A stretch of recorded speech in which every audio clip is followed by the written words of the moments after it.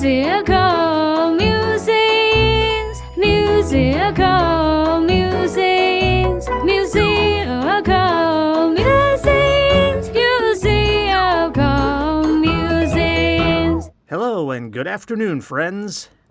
Welcome back to the latest episode of Musical Musings, airing every Wednesday at 1 p.m. This program is broadcast from Rajamakhan University of Technology, Pranakhan. This program comes to you in two parts. The first part will introduce a song and discuss its main themes, what it's about, who sings it, things like that. Then, we'll listen to the song and analyze the lyrics, looking especially at any difficult vocabulary, slang, idioms, or anything else that may be hard to understand. Then we'll have news and the latest updates from the university, as usual.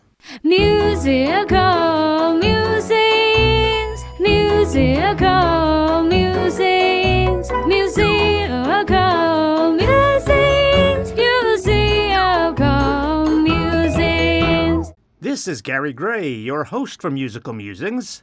I am an American English teacher at Rajamakhan University, Pranakhan. Today's song selection is Simply the Best, sung by Tina Turner, who is also called the Queen of Rock and Roll. Incredibly and sadly, we once again, for the third time in just a couple of months, need to discuss the passing of one of our singers. Tina Turner died just this past week. She was a fascinating woman with an incredible career. Her real career success came pretty late in life, and she performed well into her early 60s. Actually, she was known fairly well early in her career, but just not a really huge star. She performed with her husband, Ike Turner. Again, it's not like they weren't popular at all. Most people who were into music knew who Ike and Tina Turner were. But they never really broke out into superstardom. Then, for a while, they pretty much disappeared. The reason for that is because they were breaking up. It wasn't just the singing duo breaking up. Their marriage was also breaking up. And it was a very difficult time for Tina. You see, Ike was a very abusive husband.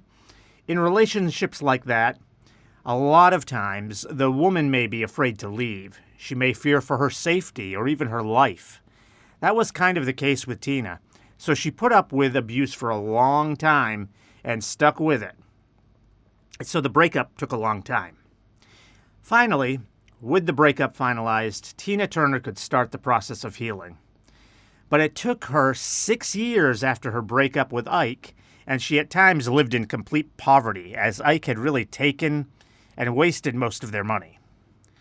She finally broke through again in 1984 with her song Private Dancer. Actually, she did have another hit before then, which is why the studio pushed her to do that album and that song. The name of the album is also Private Dancer. She was 44 at the time already, quite old for a breakthrough. And like I said, she was popular before, but this really was a breakthrough for her. In fact, she even considers that her breakthrough, the 1984 album and song Private Dancer. Of course, it did help that she wasn't a complete unknown. Also, her tragic story with Ike made her a very sympathetic figure. That is, she was automatically very likable to the public. She had a great comeback story. It also certainly helped that she had a very unique voice, and that first big album, Private Dancer, was a great song and a great album. There were several good songs on that album. It also helped her out when she started performing live. Her concert performances were incredible. She would wear a signature, large, frizzy wig, high heels, and she'd dance around the stage like a teenager. She had that energy and continued those crazy, wild concerts all the way into her early 60s. Her energy was phenomenal, and her fans absolutely adored her. In fact, she actually set some records for crowd sizes for her concerts. That's how popular she was. For today's song selection, though, we're not going to do Private Dancer. Instead, we're going to select the song Simply the Best. Why? Because a lot of people felt that she was simply the best.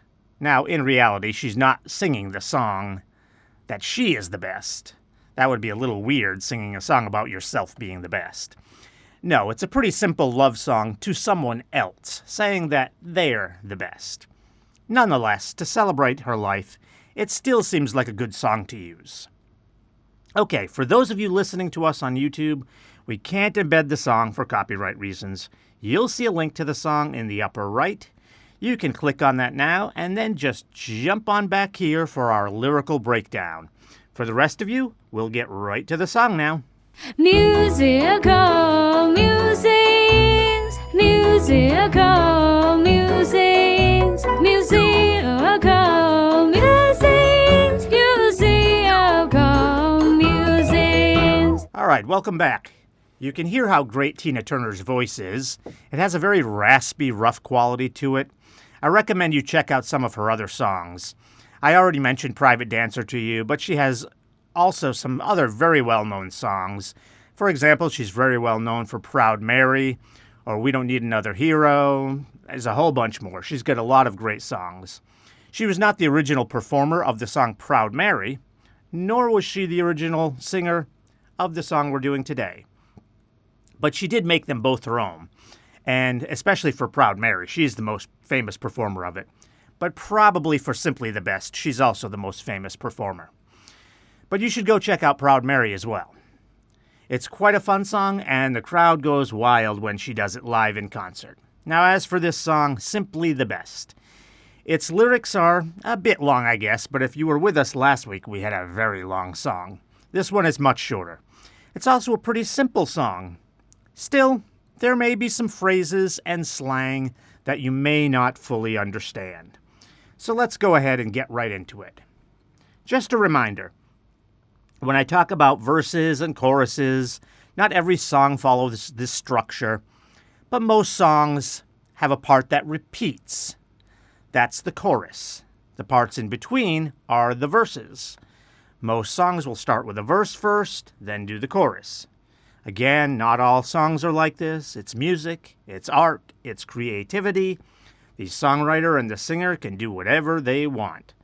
Some songs will also have a short section which stands out as being different from the verses, but also not the chorus. A lot of times it will come in between the choruses, kind of where a verse would go, but it'll stand out on its own. That's called a bridge. For example, many of you know the song Take Me Home, Country Roads. The section that goes, I hear her voice in the morning, how she calls me. Radio reminds me of my home far away. Riding down the road, I get the feeling that I should have been home yesterday. That is the bridge. It matches neither the style of the verses, nor is it a repeat of the chorus. Just keep those terms in mind as we break down the lyrics. And so we start with the first verse. Tina begins, I'll call you if I need you, my heart is on fire. When you say your heart is on fire, you mean it's burning with love for someone. It means you're really in love with them. Now, it's hard for me to really sing these parts. She almost does them as if they're spoken. So then the second line goes, you come to me, wild and wired. What she's saying when she says you come to me wild and wired? Okay, you probably know the word wild. It means you're going crazy. Wired means you have a lot of energy. Like maybe think about what happens after you drink too much coffee. That's being wired. So clearly her man is very excited to come see her.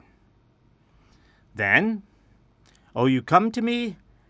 Give me everything I need. I don't think I need to explain anything there. So just go to the next line. Give me a lifetime of promises and a world of dreams. That should be pretty easy too, I think. But just in case you don't quite understand world of dreams, in other words, with this man by her side, she feels she has many possibilities, many things she can dream about and look forward to in life. She continues, speak the language of love, you know what it means. This line is very interesting when she says, like you know what it means. that kind of implies that she doesn't really know the language of love. In other words, how to speak lovingly with someone. And knowing her history with Ike, this may actually be a real emotion for her. But this new man speaks it with confidence, like he knows what it means. The verse finishes up, "Oh, and you can't be wrong. Take my heart and make it strong, baby." This sounds again like her own personal struggles. She's desperate to find someone new who can love her properly. So now we get to the chorus, and it's pretty simple and straightforward. I don't think it's too hard to understand. You're simply the best, better than all the rest, better than anyone I've ever met. Okay, that's how it starts. I don't think there's anything too confusing there. You're simply the best, better than all the rest, better than anyone I ever met. So then the rest of the chorus goes, "I'm stuck on your heart. I hang on every word you say. Tear us apart, baby. I would rather be dead." Okay, just a bit to explain here. First of all, being stuck on your heart just means that she can't break her love for him. She's stuck on him. And to hang on every word means that you're listening closely. So she's listening to everything he says. I think it's important, though, to understand the end of the chorus here. Tear us apart, baby, I would rather be dead. This nice love song is not suddenly turning sad. No one is tearing them apart. They're still together. She's simply saying that if they were torn apart, if they broke up for some reason, she would rather be dead. So she's just expressing her dedication to him. Okay, on to the second verse. "In your heart, I see the stars every night and every day." All right, that one's a little weird. I mean, the words there are easy, but seeing the stars every day, during the day, that line might be a little confusing. Okay, so the phrase "seeing stars," kind of as an English saying, it can mean that you've either been hit on the head and you're dizzy. Okay, that's obviously not what it means here. Or it can mean that you're mesmerized. All right, what does that word mean? It means she's completely fascinated by him and taken with him. So it's just another way for her to express her love to him. The next line, "In your eyes I get lost, I get washed away." This might also sound a little confusing, but if you just think about this one, yeah, it's a saying. It doesn't mean the exact words it says, but if you think about it, it's not too hard to understand. Think about someone you love or loved when you look in their eyes. You just can't think about anything else. You're just thinking about them. You're in that moment.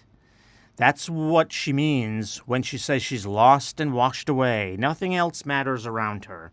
She's just caught in that moment, looking in his eyes. So she's staring into his eyes and totally into him. And the verse ends, "Just as long as you're here in my arms, I could be in no other place." All right, that almost sounds too simple that it doesn't make sense. Of course she is where she is. She wouldn't be in another place. But what she probably means there is that she wouldn't even imagine being anywhere else. She doesn't want to be somewhere else. Sometimes we don't know exactly what a song means, and that's fine. Songwriters and singers often intend that, so the listener can interpret it in whatever way makes best sense for them. But I think that's what she's saying here, that she doesn't want to be anywhere else. We then get to the chorus again, followed by the third and final verse. And oops, you may notice it sounded different. This isn't the third verse. It's the bridge. Remember, we talked about that. So this sounds a little different. And again, I'm not going to even try to sing these lines because of the way they're sung. They're sort of spoken a little bit. Kind of. They're kind of spoken. So it starts out, "Each time you leave me, I start losing control." The exact words here are very important. You might think again, like earlier, that our love song is turning bad. It's talking about him leaving her. No, no, no. It says each time. Each time you leave me. So it's really just talking about when he goes to work, or if they don't live together, whenever he goes home. That's all. So she's just crazy about him. She just goes crazy every time he leaves. The next line, you're walking away with my heart and my soul. Once again, it sounds bad, like he's just ripped out her heart and soul. No, she's just saying that her heart and soul is always with him. So she's just sad whenever he leaves. So again, the song is not taking a sad turn. In fact, if you listen, when you go back and listen to the song again, you'll hear that it doesn't sound sad. It doesn't have a sad tone to the song. It's a very upbeat song.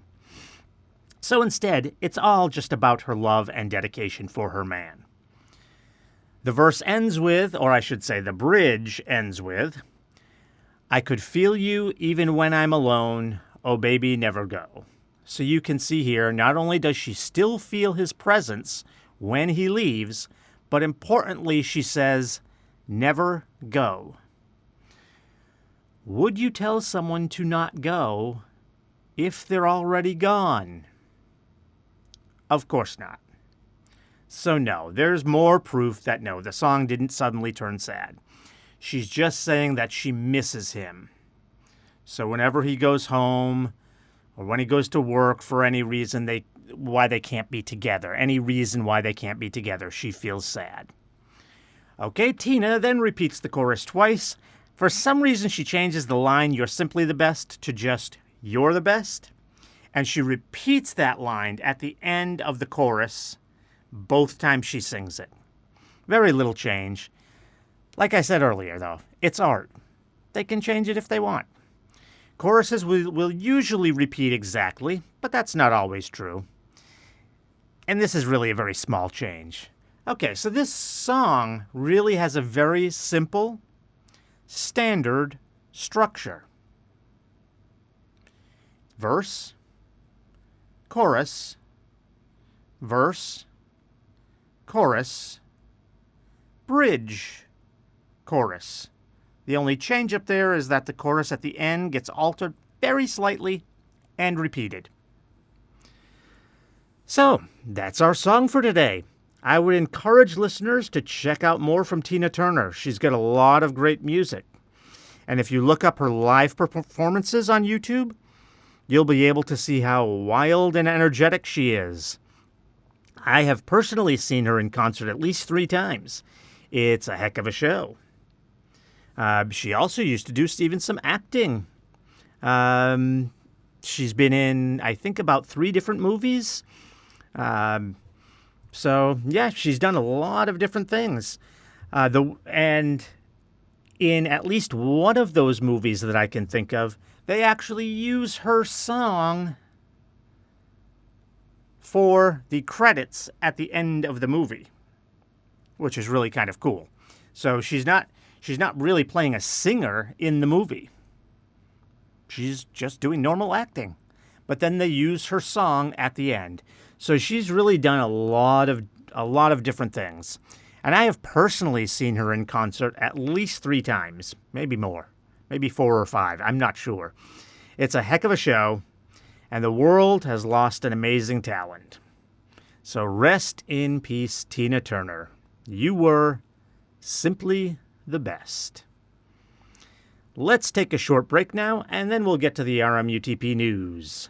Musical musings, musical musings, musical musings, musical musings. Thank you for joining us for today's Musical Musings program.